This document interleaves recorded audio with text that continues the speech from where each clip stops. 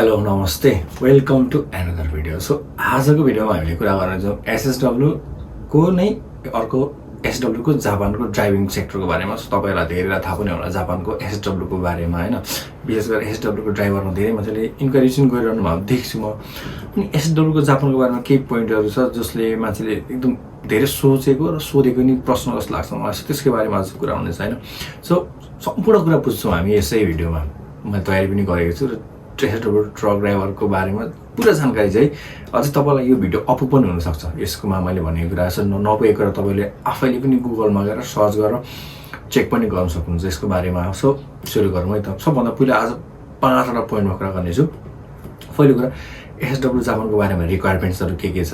यो धेरै तपाईँले भिडियो पनि देखिरहनु होला, मेरै भिडियो पनि देखेर, तर मैले फेरि आज अर्को यसै बारेमा भिडियो बनाउँछु अझै क्लियर होस् भनेर। अनि अर्को सबैभन्दा धेरै सोध्ने प्रश्न, जापान पुगेपछि नेपालबाट कि सिधै गएको भोलिपल्टदेखि अथवा केही दिनपछि ड्राइभिङ गर्न पाइन्छ त भन्ने प्रश्न एकदम धेरै सोध्ने। अर्को कुरा ड्राइभरमा जापान आएपछि लाइसेन्स निकाल्ने प्रक्रिया के छ त होइन त्यस्तै। अनि अर्को सबैभन्दा डर लाग्दो र मान्छेले सुन्न चाहेको चाहिँ वाट इफ यदि जापान पुगेर मैले जापानको लाइसेन्स निकाल्न सकिनँ भने के हुन्छ त भनेर हो होइन। मान्छे सबैभन्दा धेरै डराउने मान्छे नि यही हो। वाट इफ लाइसेन्स निकाल्न सकेन भने के हुन्छ। तपाईँ 6 महिनादेखि भिसा दिएर आएको छ नेपालबाट, यसको बारेमा कुरा गर्छ। अर्को चाहिँ यो सबै माथि चाहिँ त्यही पोइन्टहरू यो सबलाई अभोइड गर्नलाई नेपालबाट जापान आएपछि आउनु बित्तिकै टक्क विथिन अ टाइम त्यो पिरियडभित्र लाइसेन्स निकालेर कसरी काम गर्ने त, काम गर्ने के गर्दा चाहिँ नेपालमा के गर्दामा चाहिँ यो चिजहरू सजिलो हुन्छ भन्ने कुरा यो भिडियोमा कुरा गर्नेछु। So let's get. अब आज पहिलो बुझ्दा हाल्छौँ रिक्वायरमेन्ट त तपाईँलाई थाहा छ होइन। स्किल टेस्ट पास गर्नुपर्छ नेपालमा एसडब्ल्यूको होइन ड्राइभिङको। आज यो भिडियो चाहिँ जस्ट अटोमोबाइल ट्रान्सपोर्ट छ नि कि बस र ट्याक्सी नभएर ओन्ली फर लजिस्टिक कम्पनीको ट्रक ड्राइभर्सको लागि है त। त्यसैले तपाईँ जे भन्यो नि ट्रकको लागि मात्रै भनेर बुझ्नु होला। सो यो पहिले स्किल टेस्ट पास गर्नु, त्यसपछि जेएलबिटी एन्भो अथवा जेएफटी बेसिक यो दुईवटामध्ये एउटा पास गर्नु पऱ्यो। यति नभए तपाईँले दिनै सक्नुहुन्न स्किल टेस्ट है त। तपाईँ हेल्थ वाइज त फिट हुनु पऱ्यो, तपाईँ आँखा चाहिँ राम्रो हुनु है ड्राइभिङ लाइसेन्सको लागि। विशेष गरेर हेभी इक्विपमेन्ट हेभी गाडीको लागि तपाईँको आँखा चाहिँ एकदम पर्फेक्ट हुनुपर्छ है। सानो गाडी हुनु अलिकति टाइट हुनसक्छ हुन्छ। अर्को कुरो ड्राइभिङ एक्सपिरियन्स भयो त अझै बेटर। तपाईँलाई जस्ट अनलाइन एक्सपिरियन्स खोज्दैन, तर यहाँ आएपछि तपाईँ जति एक्सपिरियन्स तपाईँसँग नेपालमा छ त्यो चाहिँ अझै बेटर हुन्छ। तपाईँले एक्सपिरियन्स चाहिँ कलेक्ट गरेको राम्रो नेपालबाट जापान आउनुभन्दा अगाडि। किनभने जापान पनि राइट साइडमा सिट हुन्छ, ड्राइभिङ ह्यान्डल हुन्छ। जापान पनि एउटै हुन्छ जापानको र यहाँको त्यो बस्ने गाडीको ह्यान्डल। त्यो भएर त्यस्तो अक्वार्ड चाहिँ फिल हुँदैन। तर जतिसक्दो नेपालमा कुदाएर एक्सपिरियन्स कलेक्ट गरेको राम्रो। अनि अब त्यो दुर्घटना नभएको क्लिन रेकर्डहरू भयो भने राम्रो हुन्छ। मान्छेलाई अहिलेसम्म मैले कन्फिडेन्स आउँछ कि एउटा अहिलेसम्म दुर्घटना गरेको छैन भन्ने तरिकाको दुर्घटना नगरेको मान्छे। त्यही भएर सकेसम्म क्लिन ड्राइभिङ रेकर्ड भएको राम्रो हुँदैन। त यो नेपालमा धेरै मैले ड्राइभिङ एक्सिडेन्ट गरेको छु भने यहाँ आएपछि ला धेरै यहाँ झन् अझै धेरै भिड हुन्छ, हाइवेमा कुद्नु पर्ने हुन्छ, ला के हुन्छ किनेर डर हुन्छ नि। त्यो चिज चाहिँ नहुनसक्छ यदि तपाईँकोसँग क्लिन रेकर्ड छ भने।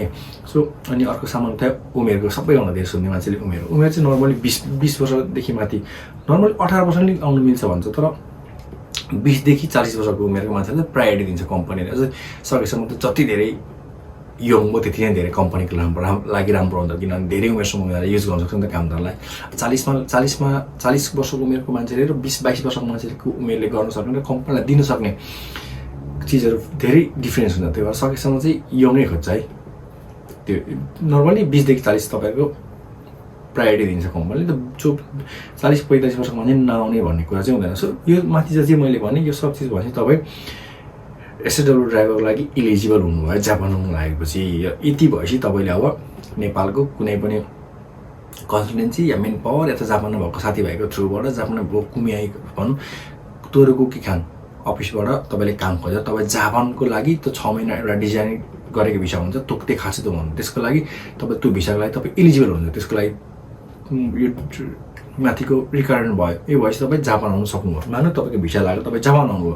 जापान आएपछि तपाईँले के गर्ने त, जापान आएपछि अब आए त तपाईँ ल्यायो कम्पनीले भोलिबाट त्यति ट्रक कुदाउनु पाइन्छ त नभए पाउँदैन। सबैभन्दा पहिला त यहाँको लाइसेन्स निकाल्नु पऱ्यो नि त। त्यसको सबैले धेरैले सोध्नु पनि हुन्छ क्या पुग्नु बित्तिकै पाइन्छ त भनेर, तर पाउँदैन। किनकि नेपालको लाइसेन्सले जापान आउनु बित्तिकै कुदाउनु मिल्दैन। नेपालको लाइसेन्सले यहाँको लाइसेन्सको लागि मान्यता दिँदैन। त्यहाँमाथि आजकल विदेशीहरू धेरै भएकोले अथवा विदेशीहरूको पहिले थियो सजिलो थियो, किरी खायो भने थियो नेपालको लाइसेन्स हुन्थ्यो, लाइसेन्स दिन्थ्यो। तर समस्या भनेको मान्छेहरू नेपालको र यहाँ ट्राफिक रुल्सहरू टाइट छ, फलो गर्नुपर्छ। दुर्घटना कम गर्नुको लागि एकदम धेरै रुल्सहरू जानोस् भन्छ। तर त्यो चाहिँ किरिखाइ गर्ने मान्छेलाई त्यो नभएकोले गर्दाखेरि विदेशीहरू लाइसेन्स दिने एकदम टाइट गरिरहेको छ, धन टाइट गरिरहेको छ। पहिला सजिलो छैन। पहिला हामीले निकाल्दा बाइकको लाइसेन्स दिने बित्तिकै 10वटा एक्जाम लेख्ने एक्जाम दिने बित्तिकै आई टेस्ट गरेर बाइकको लाइसेन्स दिन्थ्यो। त्यसैको आधारमा गाडीको लाइसेन्स निकालेको आजभन्दा 13 वर्ष अगाडि। तर अहिले त्यस्तो छैन, विदेशीहरू धेरै भयो, रुल्सहरू फलो नगर्दैन। त्यसले गर्दाखेरि सजिलो भन्दा अलिकति यिनीहरूलाई रुल्स चाहिँ बढाउनु पर्छ है भन्ने हिसाबले अलिकति टाइट पनि हुँदै गएको छैन। अनि अब आउनु बित्तिकै तपाईँले सुरुमा त सानो गाडीको लाइसेन्स निकाल्नुहुन्छ। तब त्यो सानो गाडीको लाइसेन्सले तपाईँ ठुलो गाडीको लाइसेन्स निकाल्न सक्नुहुन्न। त्यसपछि त्यो सानो गाडीको लाइसेन्स निक्लिएपछि त्यसपछि तपाईँले अब ट्रकै चलाउनु लागि त ट्रकको लाइसेन्स निकाल्नु पर्ने प्रोसेस हुन्छ होइन। अनि तपाईँलाई कम्पनीले ल्याउने, त्यो कम्पनीले ट्रेनिङ दिन्छ, तपाईँलाई 6 महिना भिसा हुन्छ नि त होइन। त्यो भित्रमा तपाईँलाई ट्रेनिङ दिन्छ उसले। अनि कम्पनीले तपाईँलाई ओरिएन्टेसन दिन्छ, जापानको रोडको बारेमा, रुल्सहरूको बारेमा ट्रेनिङ दिन्छ होइन। सेफ्टी ट्रेनिङ सबभन्दा इम्पोर्टेन्ट भनेको सेफ्टी ट्रेनिङ होइन। त्यसपछि ड्राइभिङ स्कुल पठाउँछ तपाईँलाई कम्पनीले। अब तपाईँ स्कुल नगए त, ड्राइभिङ स्कुल नगए त तपाईँले लाइसेन्स निकाल्न सकिँदैन। अनि अर्को लाइसेन्स प्रिपरेसन क्लासहरू सबै हुन्छ तपाईँको 6 महिनाभित्रमा। तपाईँलाई कामहरू पनि सिकाउँदै जान्छ, स्कुल पनि जानुहुन्छ तपाईँ। त्यो बिच चाहिँ तपाईँलाई सबै तपाईँको ग्रुमिङ टाइम हुन्छ क्या जापान आएपछि कम्पनीले तपाईँलाई त्यो 6 महिनाभित्रमा लाइसेन्स निकाल्ने कामहरू सिक्दै गर्ने सबै जस गर्दै यो सबै प्रक्रिया पुग्छ। तपाईँलाई सुनेअनुसार चाहिँ कम्पनीले तपाईँलाई तलब सुत्दै राख्छ भन्छ क्या। तपाईँको त्यो 6 महिना तपाईँलाई तलब सुत्दै कम्पनीले व्यवस्था गरेको हुन्छ। किनभने त्यो अनि अर्को कुरा यो चाहिँ तपाईँले आउनु सबभन्दा इम्पोर्टेन्ट कुरा, तपाईँले यो सब चिजहरू चाहिँ नेपालबाट आउँदाखेरि नि कम्पनीले दिन्छ कि दिँदैन, उहाँ गएपछि के हुन्छ भनेर चाहिँ कन्ट्याक्ट गर्दाखेरि तपाईँले सोधेर एकदम त्यो चिजमा चनाख भएर आउँदाखेरि अथवा जापान पुगेपछि लाइसेन्स निकाल्न सकेन भने मैले आफै पे गर्नुपर्छ कि धेरैचोटि निकाल्दाखेरि, अथवा कम्पनीले पे गरिदिन्छ कि, यो चिज चाहिँ एकदम डिटेली कम्पनी अनुसार फरक हुन्छ रुल्स। त्यही भएर यो कम्पनीले दियो भने अर्कोले दिन्छ भन्ने हुँदैन। कम्पनी ठुलो सानो हुन्छ। त्यही भएर यो चाहिँ आउनुभन्दा अगाडि नै आफूले एकचोटि मजाले बुझेको राम्रो है। एकदम पोइन्ट है, ध्यान दिनुपर्ने पोइन्ट यो चाहिँ। अनि अर्को लाइसेन्सको प्रोसेस त मैले भनिहालेँ नि। अब जापान आएपछि लाइसेन्स प्रोसेस भनेको त आउनुहुन्छ, कम्पनीले तपाईँलाई 6 महिना त्यो जुन एउटा तोक्ते खास त्यो भिसा हुन्छ, त्यो भित्रमा तपाईँलाई ट्रेनिङ गराउँछ, कम्पनीमा काम पनि सिकाउँदैछ। तपाईँले फर्स्ट तपाईँले जापानी स्कुलले पठाउँछ, स्कुलमा पठाइ सबै कुरो सिकाइहाल्छ। आजकल त अब जापानमा ठाउँ अनुसार नेपालीले खोलेको स्कुलहरू पनि छ, अथवा नेपाली टिचरहरू भएको स्कुलहरू पनि छ विदेशीले गर्दाखेरि होइन। सबैमा भाषा नेपालीमा एक्जाम दिनु पाउनुहुन्छ होइन। त्यसले गर्दाखेरि त्यस्तो गाह्रो नहुनसक्छ। तर सबैभन्दा मेन चाहिँ जापानी भाषा राम्रो भएको राम्रो हो नि त। तपाईँलाई कहिलेकाहीँ एक्जाम त नेपाली नलिन सक्छ। एक्जाम फाइनल एक्जाममा त तपाईँको लेफ्ट सिटमा जापानिजै बसेको हुन्छ। टिचरहरू उसले भनेको र चाहिँ तपाईँले दिमागले क्याच गर्नु सक्छ। त्यसले तपाईँलाई लेफ्ट जा भन्छ जापानिजमा, अब सासेचु भन्छ, उसेसु भन्छ होइन। मिगी त भन्दैन नि त, भन्देला मिगी पनि।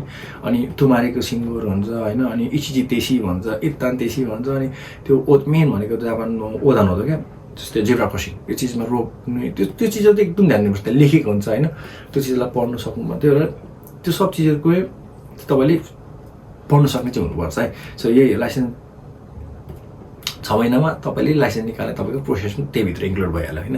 त्यसपछि अब लाइसेन्स मेन समस्या भनेको चाहिँ वाट इफ लाइसेन्स निकाल्नु नसके चाहिँ के हुन्छ त, के भने लाइसेन्स निकाल्नु 6 महिना बस्यो। नर्मली जापानमा लाइसेन्स जापानमै यत्रो वर्ष बसेको जापानिजले पनि एकचोटिमा ननिकालेको नसम्म हामीले 12-13 चोटि एक्जाम दिएर लाइसेन्स निकालेको जापानिजहरू पनि छ क्या। भनेको मतलब हामी विदेशीको लागि त्यो 20 चोटि दिनु कि लाजको कुरै भने लाज लाग्ने कुरै होइन। भाषा गाह्रो छ, त्यहाँमाथि नेपाल भएको मान्छेलाई त्यो एकचोटि निकाल्नु त एकदम इम्पोसिबल जस्तै हो। इम्पोसिबल त होइन, तर पनि एकचोटि पास नहुन सक्छ। धेरैजना डराउँछ मान्छे, एकचोटि फेल हुने त्यो मान्छे डराउँछ, ओ नेक्स्ट टाइम त के हुन्छ के हुन्छ। त्यो डराउनु पर्दैन, जतिचोटि पनि दिन पाइन्छ एक्जाम। तर त्यही हो, जति एटेम्प गऱ्यो भने। तर त्यसको अब तपाईँ एकचोटि फेल हुने बित्तिकै के हुन्छ, क्लास दिन्छ फेरि ट्रेनिङ सेन्टरले। तपाईँलाई कम्पनीले किन के त गर्छ, तपाईँलाई एकचोटि फेल हुने बित्तिकै सो तपाईँ त सक्दैनस् भन्दैन। तपाईँलाई फर्दर ट्रेनिङ हुन्छ, एक्स्ट्रा समय लिएर ट्रेनिङ गराउँछ, तपाईँलाई रेडी गराउँछ क्या त्यसको लागि। त्यो धेरै आत्तिनु चाहिँ पर्दैन। अनि अर्को 2-4 फेल हुनु त अघि भनिहालेँ मैले, सामान्य हो। जतिचोटि दिएर पनि पास गर्नु, तर समयभित्र चाहिँ भ्याउनु पर्यो। त्यही भएर सकेसम्म नेपालबाट भाषा चाहिँ बवाल भनेर आउनु पऱ्यो क्या।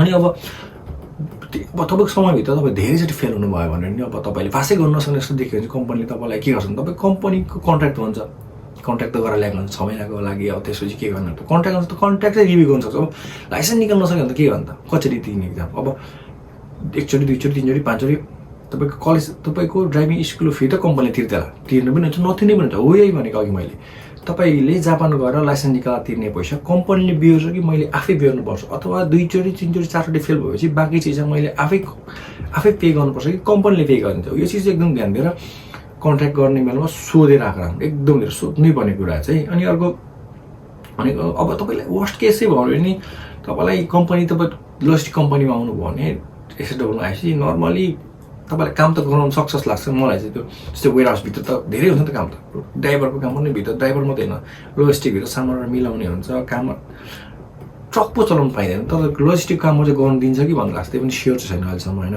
सकेसम्म तपाईँले कम्पनीमा त्यो चाहिँ बुझेको राम्रो होइन। धेरै पिर गर्नुभन्दा 2-4 चोटि मान्छे निकाल्दा 10 चोटि 20 चोटि निकाल्नु सक्छ। त्यही भएर यो सब चिजहरू होइन, लाइसेन्स निकाल्नु सकेन भने के हुन्छ, यो भयो भने के हुन्छ, यो सब चिजको लागि पिर गर्नु भन्दा यसको लागि पनि एउटा उपाय हुन्छ क्या। हरेक चिजको सोल्युसन हुन्छ, जस्तो सोल्युसन पनि म भन्दैछु। नेपालमा तपाईँले गर्नुपर्ने तयारी के गर्नु हुँदैन। सबैभन्दा महत्त्वपूर्ण कुरा तपाईँ नेपालमै हुँदा हो। तपाईँ जापान आए छैन, जापान आएपछि तपाईँको रियल स्ट्रगल सुरु हुन्छ। त्यही भन्दा तपाईँको समस्या नेपालमा हुँदा समय हुन्छ तयारी गर्ने। तपाईँ विदेशी आउने भएपछि पक्का तपाईँ केही न केही समय त हुन्छ त्यहाँ तयारी गर्ने समय। त्यसमा तपाईँले जापानिज ल्याङ्ग्वेज दामी बनाउनुहोस्, एन्फो भन्छ होइन, तर अझै राम्रो बनाउनुहोस्, तयारी गर्नुहोस्, पढ्नुहोस्। अनि होइन बेसिक कन्भर्सेसन गर्न सक्ने हुनुहोस् क्या। तपाईँलाई टिचरले भनेको बुझ्नुको लागि त कन्भर्सेसन गर्नु नि त। अब तपाईँ युट्युबहरू हेर्नुहोस्, भिडियोहरू जापानको बारेमा अझै छुल्लो आउँछ त्यो एसडब्ल्यूको बारेमा। अर्को ड्राइभिङ प्र्याक्टिस, तपाईँ भने त अघि त्यहाँको एक्सपिरियन्स कलेक्ट गर्नुहोस्, बाटोतिर निस्किनुहोस्, कुदाउनुहोस्, नेपालमा के चल्छ भन्नु छोड्नुहोस्। अब म जापान जाँदैछु भने हिसाबले चट्टसँगले जेब्रा क्रसिङ रोक्ने प्र्याक्टिस गर्नुहोस्, लाइटहरू छ लाइटमा रोक्ने प्र्याक्टिस गर्नुहोस् हुन्छ नि। सानो कुराहरू क्या, रोक भन्ने ठाउँमा रोक्ने, रोकेर हेरेर जाऊ भनेको ठाउँमा रोक्ने, हेर्ने जाने सेम हो क्या रुल्स नेपालमा। तर नेपालमा चाहिँ हामी फलो गर्दैनौँ, यहाँ चाहिँ फलो नगरी सुखै छैन, नगर्ने बित्तिकै त लाइसेन्स छिसै हुन्छ। सो फरक त्यही हो, एक्सपिरियन्स कलेक्ट गर्ने। बाँकी सेफ्टी सुरक्षा, हामी ठुल्ठुलो बाटोमा हाम्रो नेपालमा लाइटहरू छैन, हामी जताबाट मलाई स्याहार्ने त्यो त्यहाँ चाहिँ सुरक्षा सबभन्दा पहिले फर्स्ट आफूलाई हेर्ने। मैले कसैलाई क्षति पुऱ्याउँदैछु कि अथवा आफूले गल्ती नगरेर अरूले पनि ठोकाइदिन सक्छ। दुर्घटना त दुर्घटनै हो नि। त्यो के भएर जो बाटोहरूमा हेरेर रोकेर गाडी छ छैन सुरक्षित सेफ्टी फर्स्ट कन्फर्म गरेर ओके म जाँदा अब म यो जो बाटोमा छिर्दाखेरि सुरक्षित छु भन्ने हिसाबले कन्फर्मेसन लिएर मात्रै त्यस्तो ठाउँमा छिर्ने होइन। अनि त्यो अघि भने नि रोड साइन हेरेर देखाएको हुन्छ, नछिर भनेको रोडहरू हुन्छ, त्यसमा प्र्याक्टिस गर्ने। सबभन्दा ठुलो चाहिँ मेन्टल प्रिपरेसन। तपाईँ जापान जाने चाहिँ म जापान जानु नेपाल जस्तै हुन्छ भन्नु नसुन्नु, खराब चिजको लागि मेन्टली प्रिपेयर हुनुहोस्।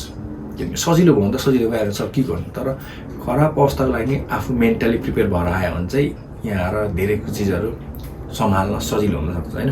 तपाईँले मैले भने यो सबै चिजहरूमाथि भने चिजहरू तपाईँले आफूले नेपालमा सिकेर तयारी गरेर आउनुहोस् भने जापानमा आएर लाइसेन्स निकाल्दा त्यस्तो गाह्रै हुन्छ जस्तो चाहिँ लाग्दैन। किनकि अहिले नेपालीमा पनि परीक्षा दिन पाइन्छ, इङ्ग्लिसमा नि पाइन्छ। सो कुरो यही हो, जापान आएपछि के हुन्छ एसडब्ल्यूको बारेमा अब जापानमा कसरी काम खोज्ने भन्ने कुरो बाँकी समय भयो भने अर्को भिडियोमा सो फेरि कुरा गरौँला। So thank you for watching.